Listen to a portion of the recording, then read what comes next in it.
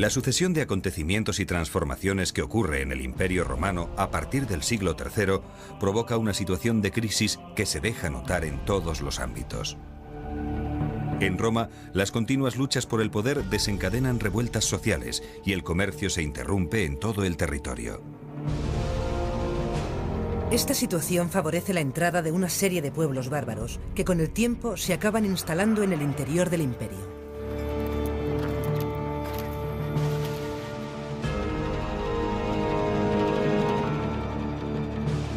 Dos procesos definen el periodo que conocemos como Bajo Imperio: la cristianización y la ruralización.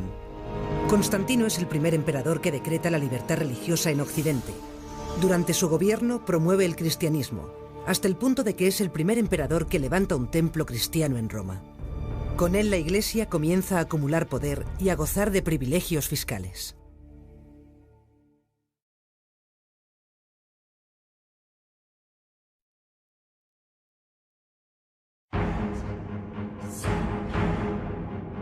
El proceso de cristianización que inicia Constantino llega hasta Hispania. La oligarquía hispano-romana asume los altos cargos eclesiásticos, de modo que decuriones y senadores pasan a ser obispos.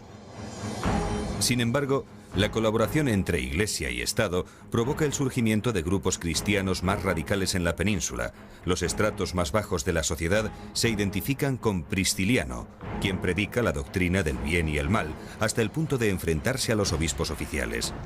Pristiliano es el primer cristiano considerado hereje y ejecutado por un emperador también cristiano.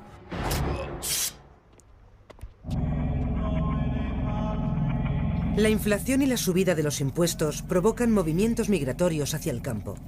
A esta ruralización hay que añadir las incursiones de pueblos germánicos que causan el caos en las ciudades.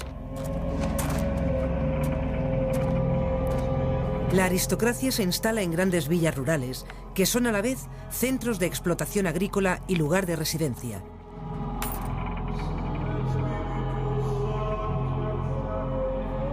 Los grandes terratenientes, desde la implantación romana en España, vivían en vilas suntuosas, maravillosas.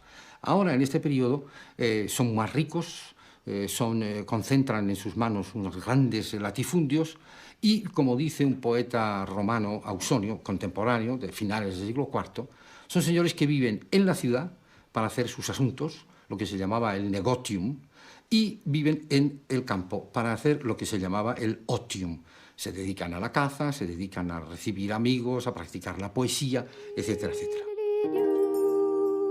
Estas villas están decoradas con gran lujo y cuentan con magníficos mosaicos. La propiedad se concentra en pocas manos y el Estado no tiene ningún control sobre los ciudadanos más poderosos. Los pequeños agricultores pierden sus tierras o las ceden a un señor a cambio de protección. Se suceden revueltas sociales en contra de cualquier poder establecido.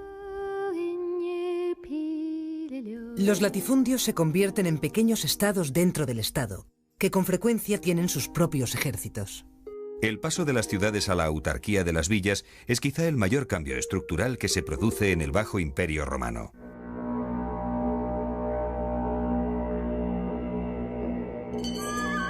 Hacia el siglo V, algunos pueblos bárbaros de origen germánico cruzan el limes, las fronteras del imperio. Aprovechan la debilidad y el vacío de poder de Roma para penetrar en la península ibérica.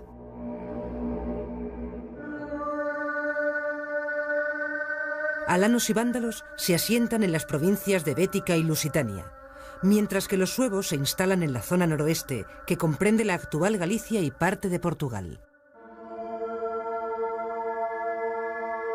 Procedentes de las costas del mar Báltico, los godos se encaminan hacia la parte occidental del imperio. Los que se asientan en Italia reciben el nombre de ostrogodos, mientras que los que se instalan en el sur de Francia y norte de la península son los visigodos. Estos mercenarios entran acompañados por sus familias y obtienen tierras a cambio de los servicios militares prestados. La intensidad de la crisis económica, social, política y militar que sacude al Imperio Romano da lugar a testimonios especialmente dramáticos entre las clases populares.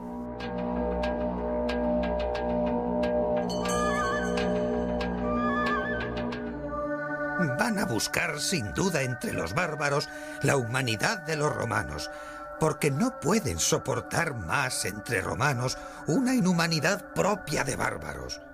Solo hay un deseo común entre los romanos: no verse nunca obligados a volver bajo la ley romana. Solo hay una exclamación común a toda la muchedumbre romana: continuar viviendo con los bárbaros. El último gobernante del Imperio Romano unificado es el emperador Teodosio. A él se debe la declaración del cristianismo como religión oficial. A su muerte divide el Imperio Romano entre sus hijos: Oriente para Arcadio y Occidente a Honorio. Después de una serie de sucesiones efímeras y de guerras civiles, el Imperio de Occidente se extingue en el año 476.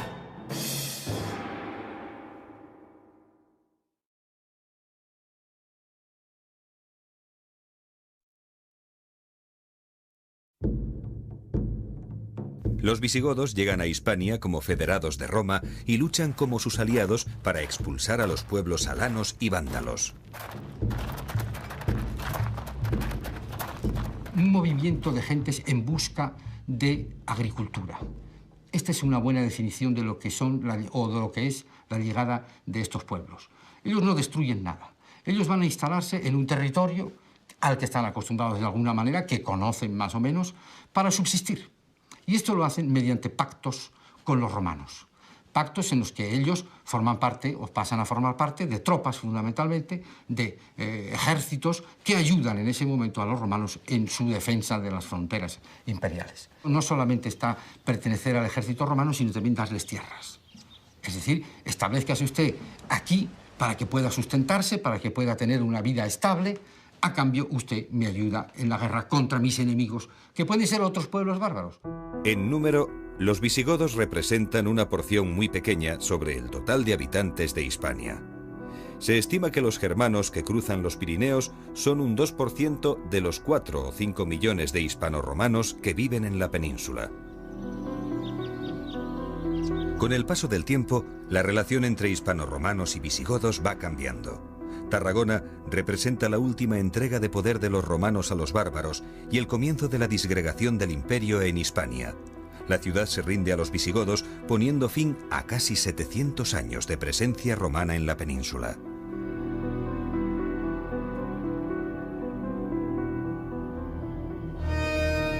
Eurico se convierte en el primer rey de un territorio visigodo independiente, que con capital en Tolosa abarca el sur de la Galia y parte de Hispania.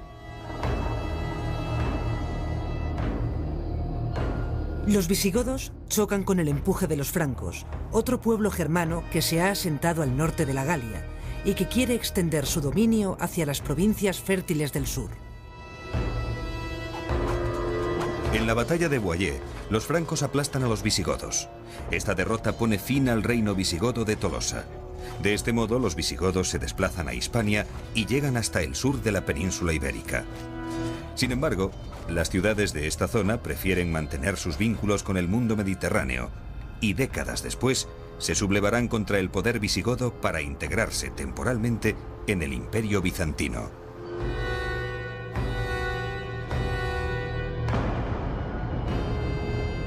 Los visigodos son el pueblo más romanizado de entre los germanos. Con el tiempo adoptan una organización social muy parecida a la romana. Una buena imagen de ello es la Basílica de Carranque, levantada por los visigodos sobre las ruinas romanas.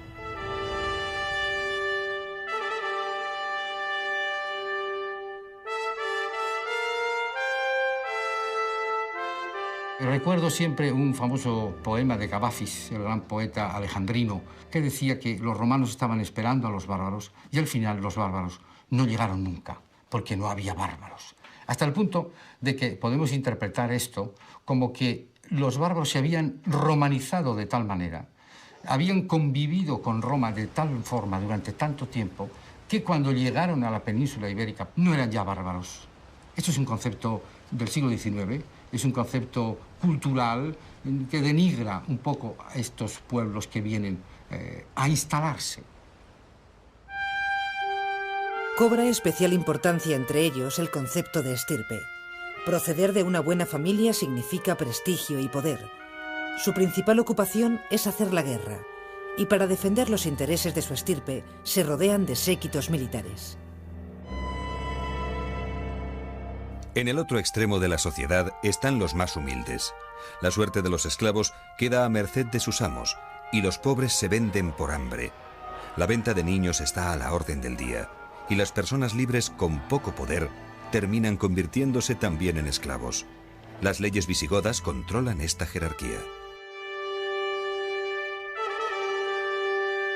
Los esclavos siguen existiendo. Y atención, una cosa interesante. El cristianismo no hizo nada por evitar la esclavitud.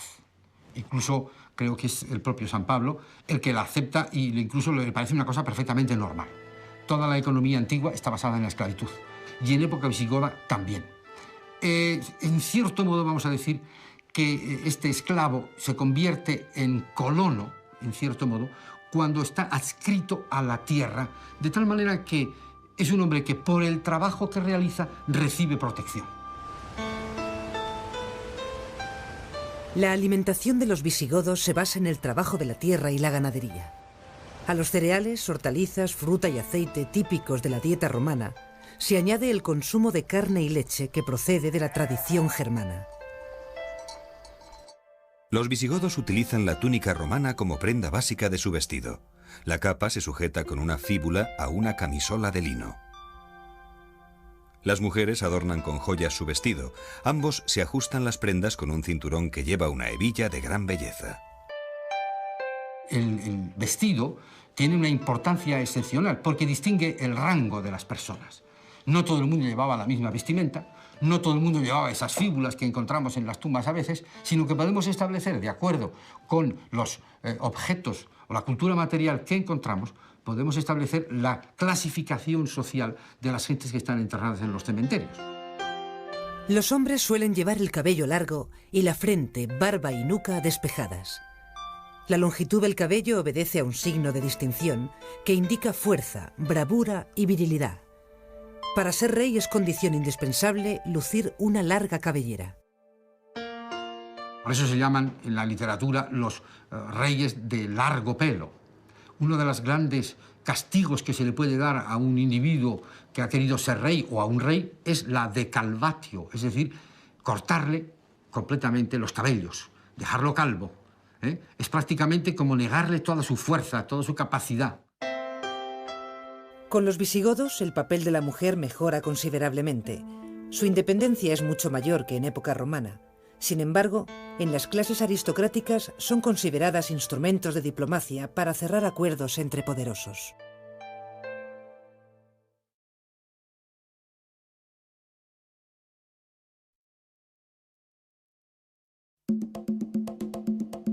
En el siglo VI, la península se halla dividida en diversos ámbitos políticos y territoriales, pero los visigodos acabarán imponiéndose. Atanagildo es el primer rey que usa cetro, manto y corona. Su decisión más importante es la de establecer definitivamente la capital del reino visigodo en Toledo. La figura de Leovigildo también es clave. Emprende con mucho éxito una serie de campañas militares. Sus tropas acaban con el reino de los suevos al noroeste y con la provincia bizantina del sur y levante. Bajo su mandato, la península recupera la unidad territorial que había alcanzado en tiempos de Roma. Sus decisiones políticas ayudan a fortalecer la institución monárquica. De los bizantinos adapta un ceremonial que incluye la utilización, por primera vez, de un trono real para dar relevancia a la imagen del rey. Imita a la corte imperial de Roma al presentarse como emperador, y es el único que viste de color púrpura, color reservado a los soberanos. Bajo su reinado embellece las ciudades y se acuña un nuevo tipo de moneda con su nombre, una política que es decisiva para la imagen y la afirmación del reino toledano. A partir de Leovigildo, godos e hispanorromanos mezclan su sangre a través de matrimonios mixtos anteriormente prohibidos. Mientras que los hispanorromanos confiesan el catolicismo, los visigodos practican el cristianismo arriano. Todos los intentos de convertir a los hispanorromanos al arrianismo fracasan, hasta que Recaredo, rey visigodo, se convierte a la Iglesia de Roma. A partir de este momento el arrianismo desaparece y el catolicismo se instaura como religión oficial. Recaredo asume el control y la gestión de los recursos eclesiásticos al tiempo que pasa a designar personalmente a los obispos. Este privilegio se mantendrá como derecho de presentación hasta el siglo XIX.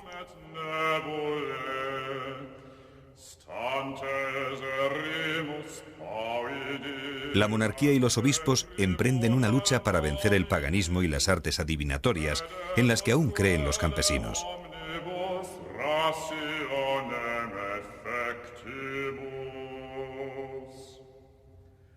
Los que hacen caer el granizo sobre los viñedos y las cosechas, y los que hablan con los demonios, y los que cambian la voluntad de los hombres y las mujeres, y los que se ocultan para hacer círculos, y los que ofrecen sacrificios a los demonios, que todos ellos, si son prendidos, reciban 200 latigazos, y sean rapados y marcados muy feamente en la frente, y sean mostrados así en 10 poblaciones alrededor de la ciudad, para que las gentes se asusten por el castigo.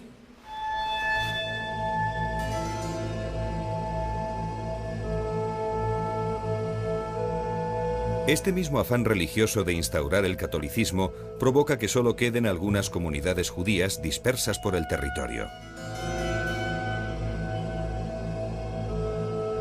Progresivamente, los visigodos van a desarrollar una férrea legislación antisemita. Prohíben los matrimonios mixtos y el derecho de reunión, medidas que son el germen de las duras persecuciones que sufrirán los judíos a lo largo de la Edad Media. Las directrices generales del reino se deciden en unas reuniones periódicas que se conocen con el nombre de Concilios de Toledo.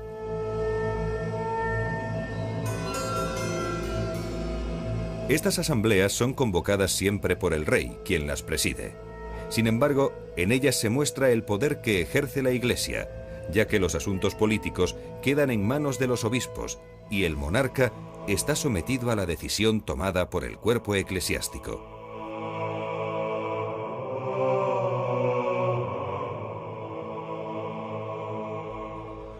Después de lograr la unidad política y religiosa, Recesvinto instaura la unidad jurídica al promulgar el Liber Judiciorum, libro de los jueces.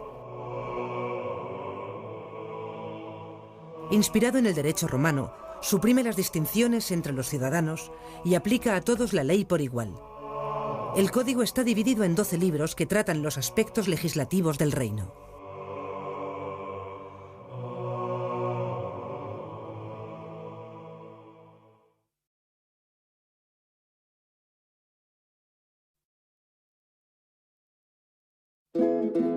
San Isidoro de Sevilla es el principal representante de la cultura en la época visigoda. Junto a su hermano Leandro, combate el arrianismo y promueve la conversión de los visigodos al catolicismo. Escribe en latín obras de teología, filosofía e historia.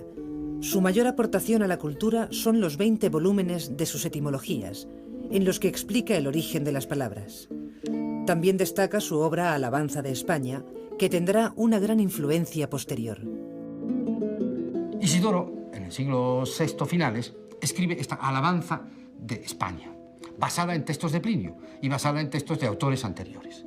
En este sentido podemos decir que es el que comienza un poco a crear la conciencia de que esta unidad geográfica puede tener elementos comunes que se denominen Hispania. Ahora bien, ¿qué ha pasado con la obra de Isidoro? Que los autores medievales, y sobre todo los historiadores del siglo XIX, han recogido esa tradición de Isidoro y la han señalado como el momento de comienzo de la unidad y de la creación de Hispania. Pero creo que eso ha sido tergiversar la realidad de los hechos y de los textos, que hay que entenderlos en el contexto en el que fueron escritos.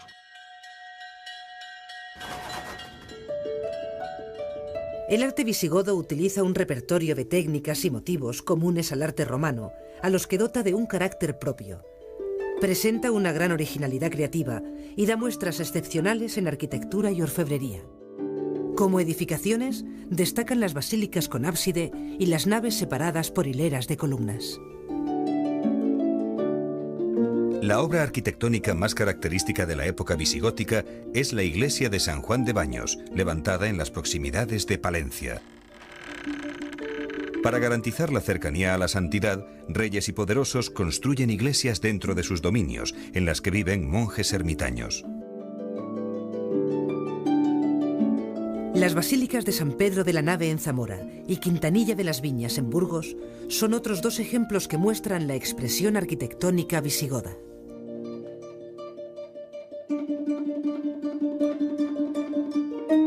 Tomada del mundo clásico, la decoración ornamental es geométrica y vegetal.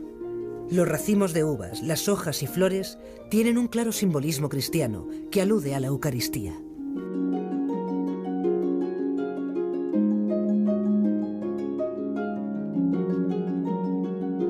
Los visigodos destacan por una intensa labor de orfebrería de clara influencia oriental.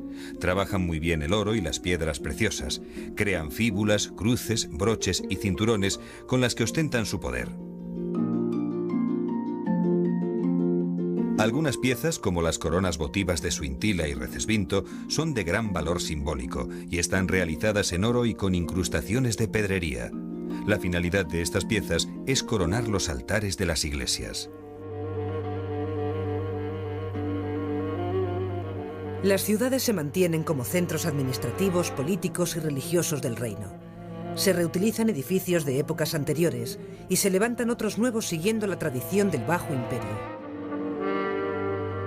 En el campo las casas se construyen en madera, adobe y piedras, cubriendo el techo con paja. En su interior habitan conjuntamente las personas y los animales. Cerca de estos habitáculos se encuentran los huertos, donde cultivan frutas, legumbres y hortalizas. Durante el siglo VII florecen talleres especializados en el trabajo del metal, ubicados principalmente en Toledo. Hoy se continúa la tradición de los espaderos visigodos con una técnica que llega a su perfección en el Renacimiento. El proceso de fabricación de espadas pasa por 3 fases. Los espaderos comienzan su trabajo con la forja. A golpe de martillo, la vara de acero incandescente se moldea. El secreto para que las espadas no se rompan consiste en introducir una lámina de hierro en el interior que refuerce el cuerpo del arma. Una vez adquiere la forma, se sumerge en una cuba de aceite. Es la fase del temple, que sirve para tensar y destensar las capas que configuran la espada.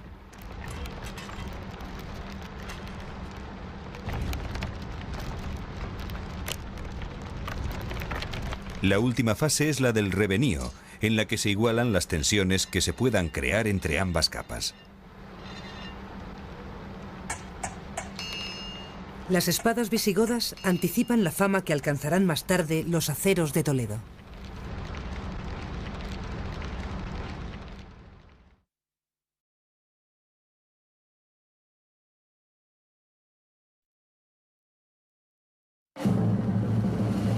El poder de los reyes visigodos es de naturaleza personal y está basado en el éxito de las guerras. Los nobles más distinguidos eligen al sucesor del trono entre sus iguales. Los visigodos crean una ceremonia que otorga al nuevo soberano la autoridad necesaria en el mando. Tiene lugar una ceremonia diferente, que tiene mucho que ver con la Biblia y concretamente con un pasaje de la vida del rey David.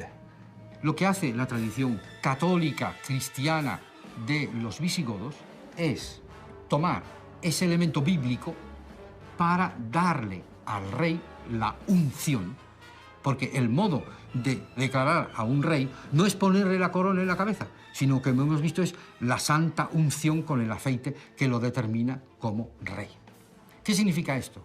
Eso significa que el rey, en realidad, no es elegido por los soldados, no es elegido por la sociedad, sino que en cierto modo es elegido por la autoridad eclesiástica.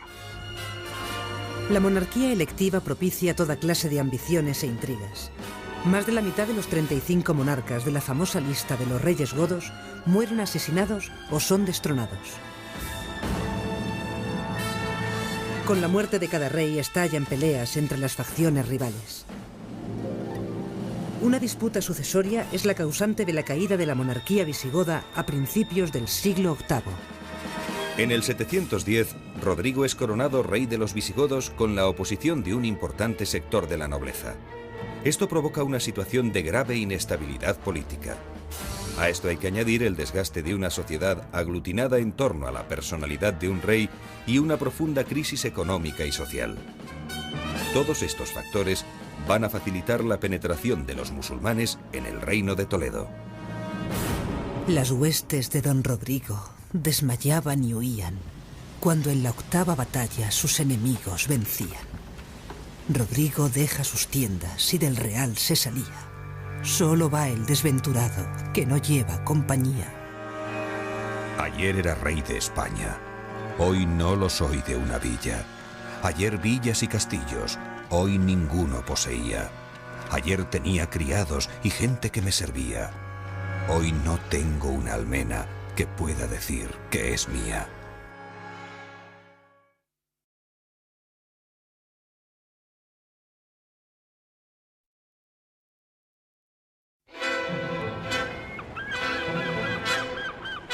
En 4 años se derrumba el reino visigodo y los musulmanes se hacen dueños de la península. Los territorios ocupados por los musulmanes en la Hispania visigoda pasarán a llamarse Al-Ándalus. Los musulmanes traen consigo una nueva fe, el Islam, un nuevo idioma y otra cultura que será asimilada por los conquistados, al igual que lo fueron antes la cultura romana y la germana. La época visigoda, que significa la implantación de un reino, el rex, ya no el emperador, un motivo que pueden utilizar los reyes cristianos posteriores de la Edad Media para identificarse o buscar sus orígenes remotos o cercanos en esta unificación, tanto religiosa como de regnum, de instalación del rex. En la plaza de Oriente de Madrid, delante del Palacio Real, están las estatuas de todos los reyes visigodos. Naturalmente, estatuas inventadas, estatuas que llevan una vestimenta que no se corresponde en absoluto a los reyes visigodos propiamente dichos. Todos llevan corona, llevan escudos que son prácticamente medievales o posteriores. Sin embargo, esta iconografía me parece muy significativa, porque delante del Palacio del Rey, en este caso del Palacio de los Borbones, se hace una galería de enlace tradicional con los reyes. Los reyes, aunque sean visigodos, no importa, son los más antiguos, son los primeros, y por lo tanto asociamos a la monarquía, la primera monarquía que hubo en España, es decir, el Regnum Visigotorum. De entre todas las tierras que se extienden desde Occidente hasta la India, tú eres la más hermosa. Oh, santa y feliz Hispania, madre de las naciones. Tú que no solo iluminas el océano, sino también el oriente. Tú eres el honor y el ornamento del mundo. Tú, la parte más ilustre de la tierra, donde florece la fecundada gloria del pueblo godo.